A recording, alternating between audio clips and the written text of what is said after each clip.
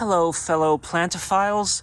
So yesterday, I helped someone prune her thornless blackberry bushes, and she let me have a bunch of cuttings. So what I did to keep them preserved overnight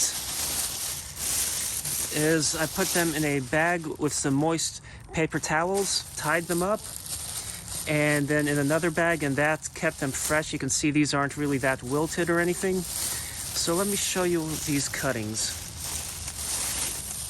I've never really propagated blackberries, so this will be a first for me. But I took all these cuttings, and the ones where I took off the leaves, I cut an angle to show you which side goes down and flat to show which side goes up. The angle gives you more surface area in contact with the moisture. The top gives you less so that it doesn't dry out as fast. And it is December, and I don't know if this is the right time of year to plant, but anyway, I have these, including a dead piece. And I have these long planters, and I stuck, I think this is like a third of a gallon if I'm not mistaken, or I'm not sure. I grew up on the metric system. So anyway, these pots, you know, they're a little above here, and this will fill up with water and stay wet to allow these to root. And once they start growing, I can then put them in a tray with lower water, because you don't want the roots to stay waterlogged, and this way they'll start to grow.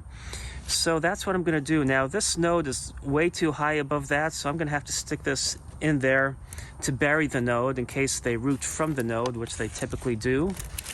And then here's a nice long one. I'm going to stick it in there. Some people could choose to poke a hole and run it through, but I'm not too worried about that. If you are, you could do that.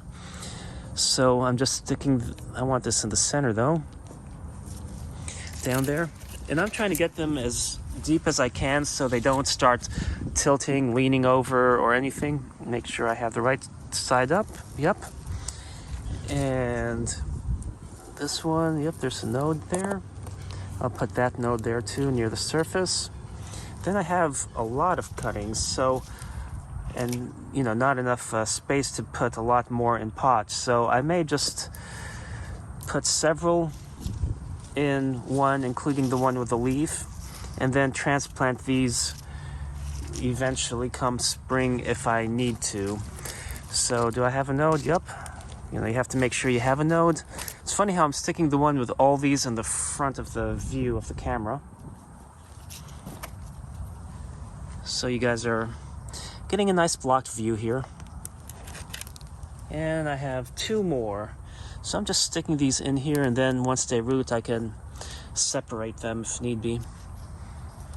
But these are supposed to be nice, large, lush blackberries, and these bushes were really tall. I can see that these leaves are diseased on this one. I'm going to take them off just so it doesn't spread on the other plants, and hopefully without killing my camera.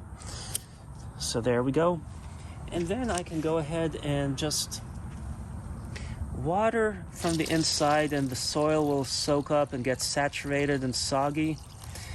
And let me go ahead and get this one too. And then as it rains, these can fill up, but it should be fine for the plants. And we'll see come spring if these will actually start growing and have produced roots. So if you know if this method is really effective at propagating blackberries, you know, by just sticking them in dirt like that, let me know.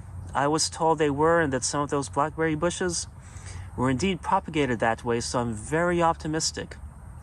I know some people prefer a humidity dome and the air is drier in the wintertime, but this will be an interesting experiment to see if these will actually root, planting them this late in the year and hoping they'll grow in the spring.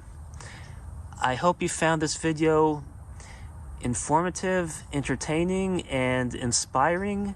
Thanks for watching, and happy planting.